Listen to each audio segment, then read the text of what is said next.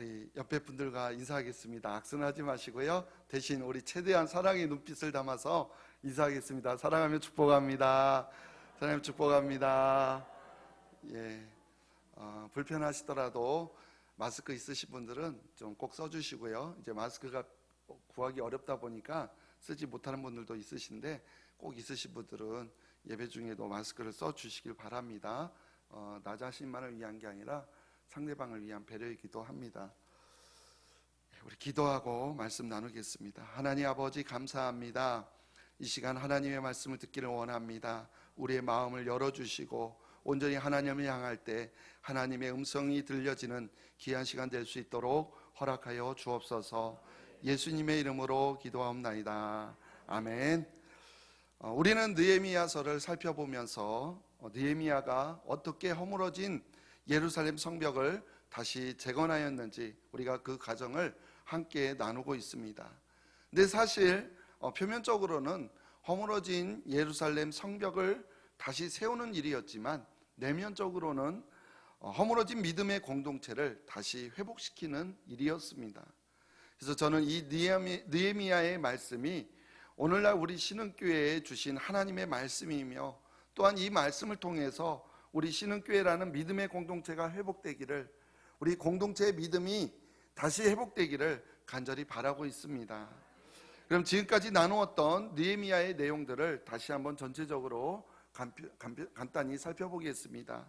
먼저 1장에서 느헤미야는 예루살렘의 성벽이 허물어졌다라는 소식과 또한 무너진 채로 백성들이 그대로 능욕을 받으며 살고 있다라는 소식을 듣고 매우 가슴 아파했습니다.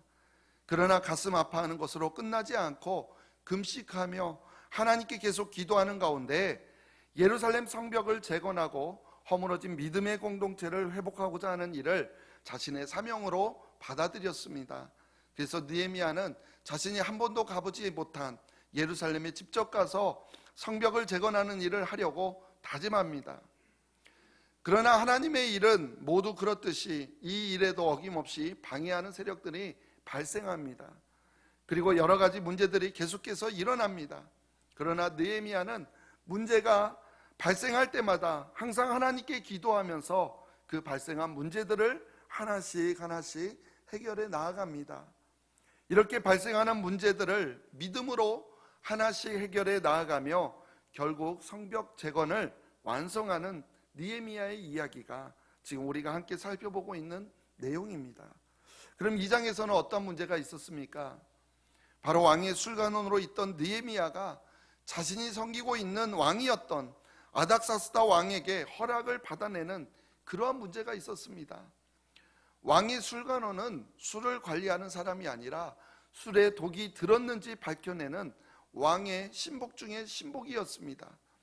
그런 왕의 생명에 직접적으로 관계된 매우 중요한 임무를 맡은 사람이 왕에게는 전혀 가치도 없고 하찮게 여기는 그런 조그만 속국인 이스라엘이라는 나라에, 그곳에 하나의 성읍인 예루살렘이라는 곳에 가서 직접 성벽 재건하는 일을 하겠다라는 것은, 그리고 그것도 하루 이틀이 아니라 오랫동안 자리를 비워야 하는 일을 허락받는다라는 것은요 결코 쉬운 일이 아니었다라는 것입니다.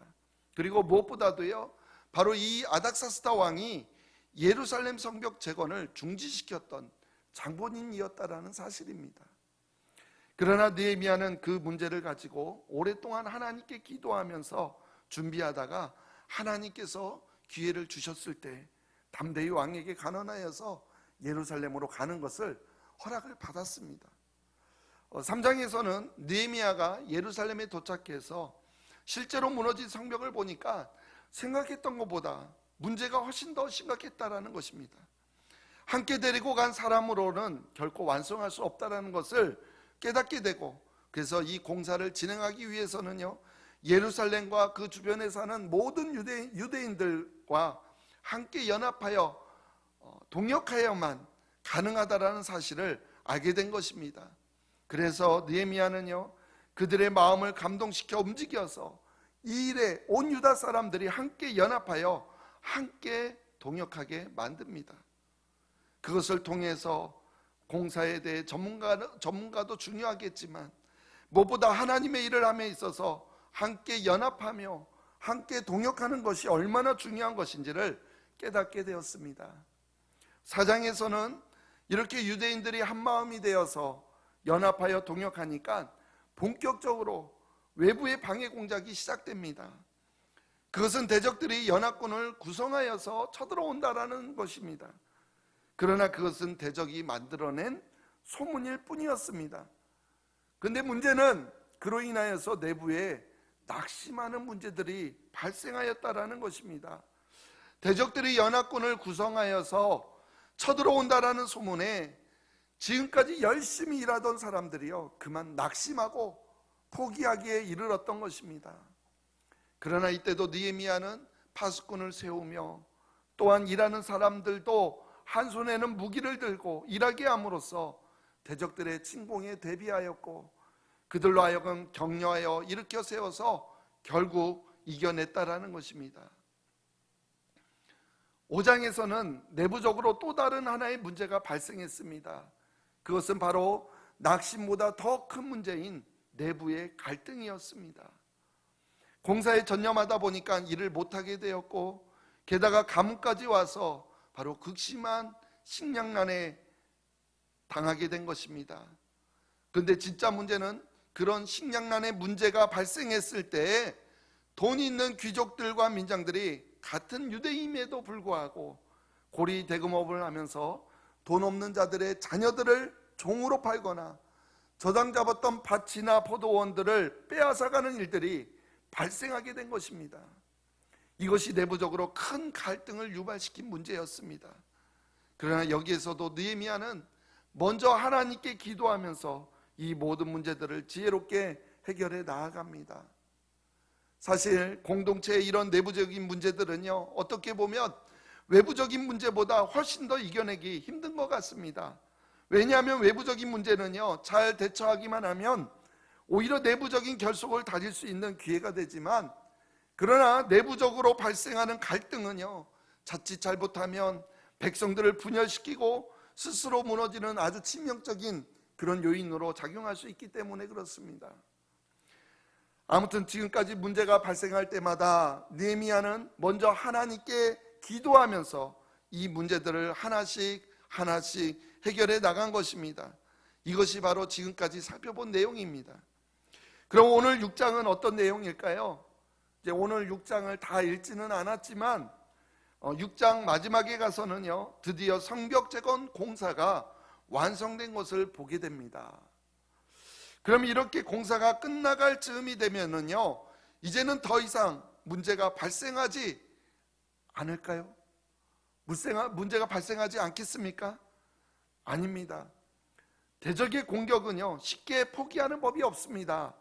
공사가 끝나간다고 포기하지 않습니다. 오히려 공사가 끝나가면 갈수록 대적은요, 더 끈질기게 공격해 오는 것입니다. 특히 하나님의 일이라면요, 사탄은 어떠한 방법을 동원해서라도 끝까지 공격해 온다라는 것입니다. 그렇다 보니 우리가 하나님의 일을 하다 보면요, 늘 수많은 난관에 부딪히게 되는 것이 어떻게 보면 오히려 당연한 것일 수도 있습니다. 우리가 어떤 일을 계획하고 추진하며 나아갈 때 오히려 문제가 발생하지 않고 평안하기만 한다면 과연 이것이 우리가 하나님의 일인가 하고 오히려 한 번 더 생각해 볼 필요가 있다라는 겁니다. 평안한 것보다 문제가 발생하는 것이 늘 하나님의 일이기 때문에 그렇습니다. 우리는 하나님이 친히 하시는 일이라면 모든 것이 순조롭게 진행될 것이라고 생각할지 모릅니다. 그러나 그렇지 않습니다. 오히려 하나님의 일이기 때문에 더 많은 사탄의 방해 공작이 늘 있기 마련인 것입니다. 하나님의 일이라고 해서 전혀 문제가 발생하지 않는다라는 것이 결코 아니라는 것입니다. 또한 하나님의 일이라고 해서 하나님께서 무조건 미리 사전에 사탄의 계략을 모두 차단시키지는 않는다라는 것입니다. 하나님의 일을 하다 보면 오히려 수많은 문제들이 발생하지만 그것을 우리가 기도하는 가운데 믿음으로 잘 극복하며 처리해 나아가는 것이 오히려 하나님께서 우리에게 원하시는 모습일 수도 있다라는 것입니다. 우리에게도 이처럼 하나님의 일을 함에 있어서 어떠한 방해하는 세력이 있다 할지라도, 어떠한 우리에게 문제가 발생한다 할지라도 우리가 포기하지 말고 인내하며 끝까지 믿음으로 승리해 나아가시기를 간절히 주님의 이름으로 축복합니다. 아무튼 우리는요, 지금 느헤미야를 통하여서 무너진 예루살렘 성벽을 어떻게 재건해 가는지, 그 과정 속에서 느헤미야가 그동안 직면했던 문제들을 어떻게 극복해 나아갔는지 우리가 살펴보았는데요, 그동안 발생한 문제들처럼 이 6장에서도 여전히 계속해서 또 다른 문제들이 발생한다라는 것입니다. 그럼 6장에서는 어떤 문제들이 발생할까요? 오늘 본문 9절까지 읽어봤지만 6장에서 발생하는 문제들은요, 바로 유혹과 음모라는 아주 두 가지 큰 문제가 발생합니다. 오늘은 그 중에서 먼저 유혹에 대해서 함께 살펴보려고 합니다.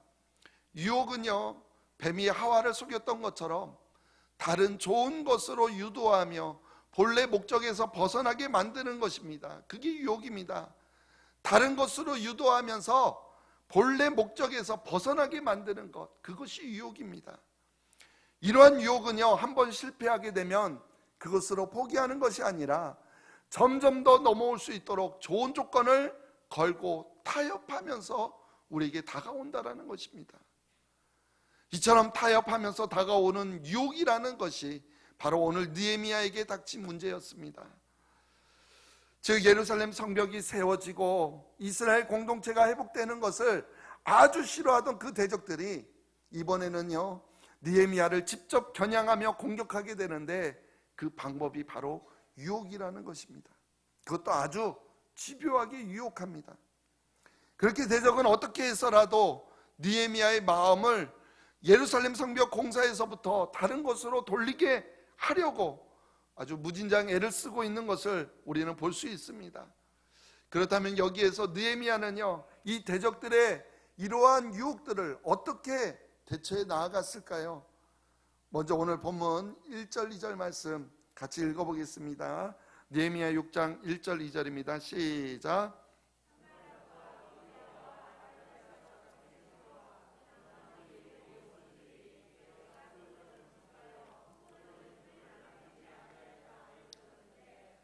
그때는 내가 아직 성문에 문짝을 달지 못한 때였더라. 산발락과 게셈이 내게 사람을 보내어 이르기를, 오라, 우리가 오노 평지 한 촌에서 서로 만나자 하니 실상은 나를 해하고자 함이었더라. 아멘. 그동안 사실 이 산발락과 도비아와 게셈과 같은 사람들은 유다 사람들을 비웃으면서 연합군을 구성하여 금방이라도 쳐들어올 것처럼 협박했었습니다. 그러나 그 모든 일들이 수포로 돌아가자 이제 갑자기 태도를 바꾸어서 어떻게 합니까? 오노라고 하는 곳에서 만나자라는 것입니다. 만나자라는 것은 대화하자라는 뜻입니다. 즉 평화회담을 열자고 제의하고 나선 것입니다. 이 오노라는 곳은요, 지금의 가자지구 근처 지중해 해안에 있는 휴양도시입니다. 그러니까 물 맑고 경치 좋은 곳에서 함께 지내면서 그동안 서먹했던 관계들을 해소하고자 제안했다라는 것입니다. 그러나 오늘 본문에도 기록되고 있듯이 느헤미야는 그들의 제안이 실상은 자신을 해하고자 함이었다라는 사실을, 그런 음모였다라는 것을 잘 알고 있었습니다. 느헤미야가 예루살렘을 떠나 오노로 내려가는 길목에 매복하였다가 기습하려고 했던 것입니다. 그래서 이들의 제안에 대해서 느헤미야는요, 한마디로 단호하게 거절합니다. 우리 3절, 우리 3절 4절 말씀 읽어보겠습니다. 3절 4절 시작. 내가 곧 그들에게 사자들을 보내어 이르기를, 내가 이제 큰 역사를 하니 내려가지 못하겠노라. 어찌하여 역사를 중지하게 하고 너희에게로 내려가겠느냐 하매, 그들이 4번이나 이같이 내게 사람을 보내되 나는 꼭 같이 대답하였더니. 아멘. 느헤미야는 대적들의 의도를 정확하게 짚어서 아주 명쾌하게 대답합니다. 내가 지금 큰 역사를 진행하고 있는 중인데 그것을 어떻게 중단하고 너희에게로 가겠느냐. 그럼 여기에서 큰 역사는 무엇입니까? 당연히 예루살렘 성벽을 재건하는 것을 말합니다. 그렇습니다. 산발랏을 비롯한 이 대적들이요, 평화로운 회담을 제안해 온 진짜 의도는 어떻게든 느헤미야를 예루살렘에서 나오게 하는 것이었습니다. 그래서 느헤미야가 예루살렘에서 나오게 되면 바로 공격해서 어떻게든 성벽 재건을 하지 못하도록 하기 위한 유혹, 함정이었다라는 것입니다. 그래서 그 의도를 알게 된 느헤미야는 아니요 라고 단호하게 답변합니다. 그럼에도 불구하고요, 그들은 4번씩이나 사람들을 보내서 똑같은 것을 거듭 요구하고 있다라는 것입니다. 사실 그들이요, 지금까지 얼마나 집요하게 방해하며 왔습니까? 직전에는요, 연합군을 구성하여서 직접 쳐들어온다고 협박까지 했던 그들이었습니다. 근데 지금까지 그랬던 그들이 이제는 대화로 타협하자고, 평화를 맺자고 계속 사람을 보내는 것입니다. 느헤미야는 그동안 쳐들어온다고 한 그들 때문에 지금도 무장한 파수꾼들을 세워놓은 상태이고요, 성벽 재건 공사에 직접 참여하여 건축하는 사람들도 한 손에는 무기를 들며 한 손으로 일하고 있는 그런 매우 피곤하고 지쳐있는 상태였는데, 바로 그때 평화롭게 대화하자고, 그것도 포기하지 않고 계속해서 4번씩이나 평화를 요구해 오고 있다는 것은 어떻게 보면 느헤미야에게는 너무나도 달콤한 말일지도 모릅니다. 그러나 느헤미야는 그들의 의도를 미리 간파하였다라는 것이고, 무엇보다도 느헤미야에게 있어서 성벽을 재건하는 일이 그 무엇보다 중요했기 때문에 방해하며 대적하는 무리들과 타협할 그런 계산을 전혀 하지 않았다라는 것입니다. 그만큼 느헤미야에게 있어서는요, 우선순위가 분명했습니다. 성벽을 재건하는 일을 가장 중요하게 여겼고, 그래서 이 일을 하는 동안 어떤 요구에도 응하지 않는 그런 우선순위가 결코 바뀌지 않았다는 사실입니다. 사실 이와 같이 느헤미야를 현혹하려고 했던 이러한 그들의 유혹은요, 오늘날 우리에게도 언제나 똑같이 다가옵니다. 사탄은 우리가 하나님께 집중하지 못하도록요, 하나님의 일을 하지 못하도록요, 우리에게 온후해서 만나자고 우리를 끈질기게 초청한다라는 것입니다. 잠시 동안인데 어때? 이 정도쯤이야 얼마든지 그럴 수 있는 것 아니야. 한 번 빠진다고 뭐가 큰일이 일어나겠어? 그동안 열심히 섬겼는데 조금 쉬면 어떻겠어? 한 주일 빠지고 교회 한 주 빠지고 놀러 간다고 무슨 큰 문제가 발생하겠어? 결국 이러한 것들이 우리를 하나님께 집중하지 못하도록 하는 유혹이라는 것입니다. 때로는 적당하게 타협해 옵니다.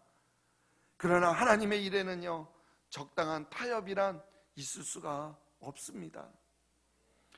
하나님께서 아브라함을 부르시고 그에게 약속하셨던 가나안 땅, 이스라엘 백성들은 반드시 그 가나안 땅에 들어가야 했습니다. 그러나 그들은 애굽에서 종살이를 하고 있었습니다. 그때 하나님은 모세를 부르시고 그를 통해서 이스라엘 백성들을 출애굽시켜 주십니다. 그 과정 속에서 모세는요, 애굽의 왕인 바로에게 나아갑니다. 이스라엘 백성들을 가나안 땅으로 들어가 그 땅에서 하나님께 예배할 수 있도록 허락해 주십시오. 허락해 주시오. 그러나 바로는 결코 허락하지 않았습니다. 아니, 누가 자기의 종을 풀어달라고 하면 그냥 풀어주는 사람이 어디 있겠습니까? 보내지 않는 것이요, 너무나도 당연한 것입니다. 그러나 그들에게 하나님은 재앙을 내리기 시작합니다. 나일강이 피로 변하고 개구리떼가 올라오고 티끌이 이가 되어서 날리고 파리가 가득하고 가축이 전염병으로 죽고 악성 종기가 나고 우박이 내리고 메뚜기가 올라오고 흑암이 땅을 덮고 애굽에 사는 모든 장자들이 다 죽는 것까지 재앙이 내렸습니다. 그런데 그 과정을 겪어가면서, 즉 그러한 재앙들이 내리기 시작하니까 완강했던 강팍했던 바로의 마음이 조금씩 바뀌어진다라는 것입니다. 4번째 재앙이 내렸을 때에는 출애굽기 8장 25절 보면 너희는 가서 이 땅에서 너희 하나님께 제사를 드리라 이렇게 했다가 28절에는요 내가 너희를 보내리니 너희가 너희 하나님 여호와께 광야에서 제사를 드릴 것이나 너무 멀리 가지는 말라 이렇게 전보다는 좋은 조건을 제시해 온다라는 것입니다.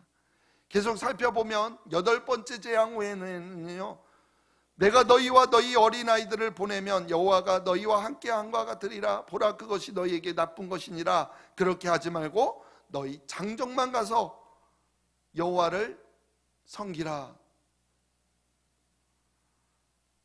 더 좋은 조건을 제시합니다.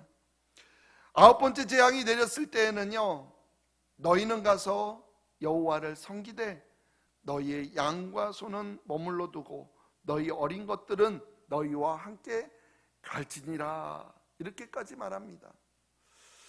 바로가 이렇게 점점 좋은 조건을 제시해 올 때요, 만약에 모세가 이 바로의 조건들을 이 정도면 되겠지 하고 받아들였다면 이스라엘 백성들은 절대 가나안 땅에 들어가지 못했을 것입니다. 그렇습니다. 세상은 우리에게 끊임없이 타협하며 요구해 옵니다. 적당히 해도 된다고 말입니다. 다른 믿는 사람들도 다 그렇게 하는데 나만 그렇게 하지 말라는 법이 어디 있습니까? 나도 그렇게 살면 된다라고 그렇게 우리에게 요구해 오고 있습니다. 남들도 다 그렇게 사는데 설마 나만 잘못되는 건 아니겠지? 이런 식으로 우리를 유혹합니다. 그러나 그렇게 세상과 한번 타협하기 시작하면 그것이 오히려 나에게 올무가 되어서 결국에는 하나님의 뜻을 이루지 못하게 만든다라는 사실입니다. 그렇습니다. 결국은 우선순위의 문제입니다. 모세가 만약 가나안 땅에 들어가는 것보다 출애굽하는 것을 더 우선으로 생각했다면 얼마든지 바로의 유혹과 타협에 넘어갔을 것입니다.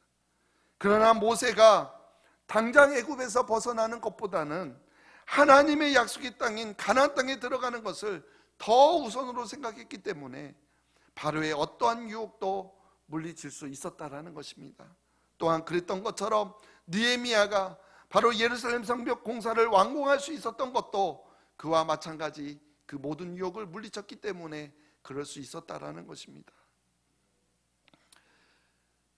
그래서 공격해 올 것이라는 소문 때문에 파수꾼을 세우고 무기를 들고 일하고 있던 그들에게 계속되는 평화의 협정은 그 무엇보다도 넘어가기 쉬운 유혹이었지만 그 모든 것들을 의도적으로 무시하고 가장 중요한 일인 오직 성벽을 재건하는 일에만 집중하였다라는 것입니다. 근데 실제로 우리의 삶 속에는 어떻습니까? 모세나 느헤미야처럼 그러지 못하는 사람들이 많이 있다라는 것입니다. 세상과 타협하는 그리스도인들이 얼마나 많은지, 또한 그러한 모습들을 보고 있는 초신자나 또한 그래도 그동안 믿음을 지켜왔던 자들도 정말 많은 그리스도인들이 세상과 타협하는 모습들을 보면서 정말 그래도 되는가 보다 하고 착각을 하고 있다라는 것입니다. 우리는 타협할 것이 있고 타협하지 말아야 할 것이 있습니다.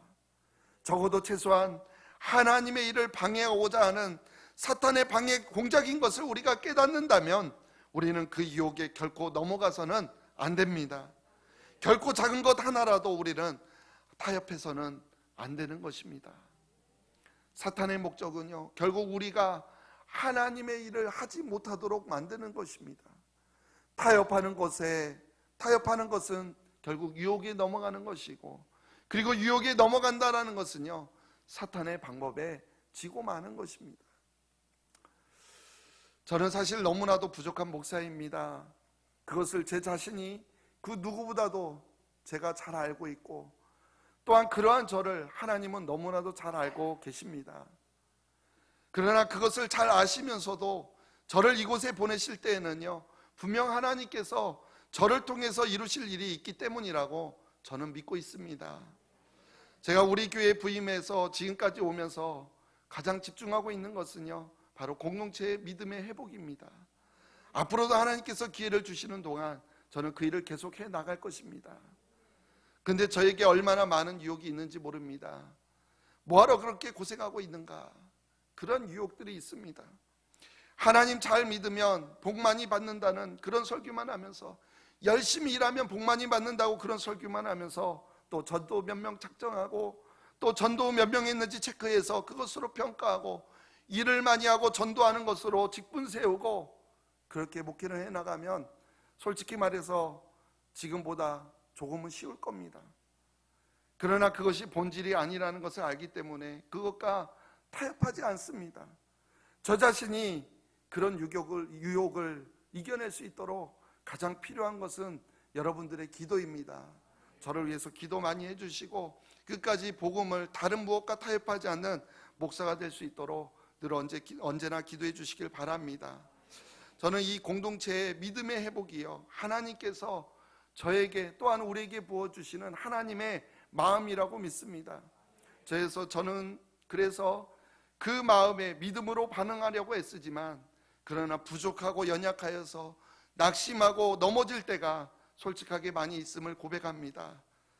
제가 타협하는 순간, 그리고 여러분들이 타협하는 순간 우리 믿음의 공동체는 너무나도 쉽게 무너질 것입니다.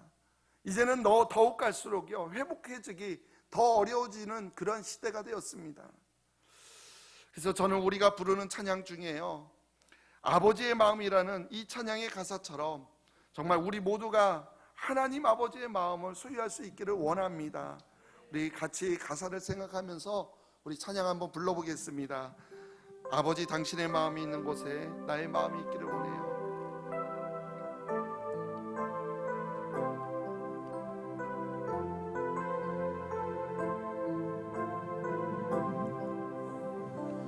아버지 당신의 마음이 있는 곳에 나의 마음이 있기를 원해요.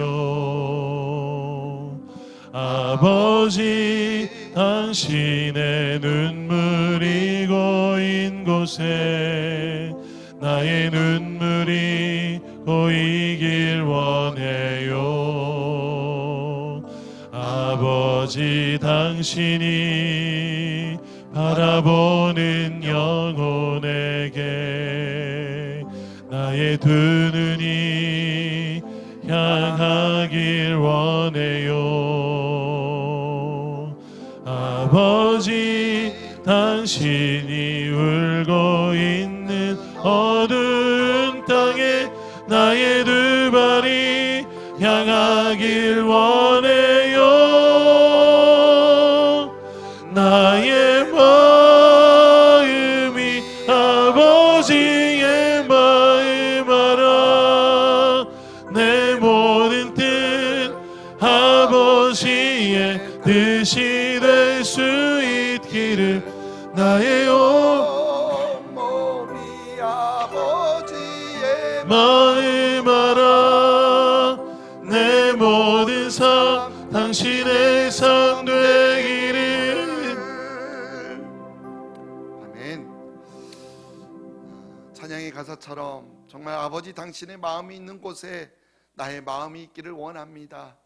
이것이 우리 모두의 마음이 되기를 간절히 소망합니다. 우리 모두가 정말 공동체 회복을 향한 아버지의 마음을 소유할 수 있게 되기를 간절히 원합니다. 그렇다면 반드시 사탄의 어떠한 유혹과 어떠한 타협에도 우리가 분별하여서 물리칠 수 있으며, 또한 하나님께서 우리에게 허락하신 일들을 우리가 포기하지 않고 끝까지 인내하며 나아가 반드시 회복될 것이라고 저는 분명히 믿습니다. 어떠한 환경 속에서라도, 어떠한 문제 속에서라도 그 환경보다 크신 하나님을, 그 문제보다 크신 하나님을 우리가 바라보면서 또 그 하나님을 온전히 의지하며 나아갈 때 하나님께서 우리에게 허락하신 일들을 끝까지 포기하지 않고 인내하며 나아갈 수 있는 우리 모두가 되기를 간절히 소망합니다. 어떠한 유혹도 어떠한 타협도 우리가 반드시 물리치고 우리 모두 승리하는 우리와 또한 우리 믿음의 공동체가 되기를 간절히 주님의 이름으로 축원드립니다.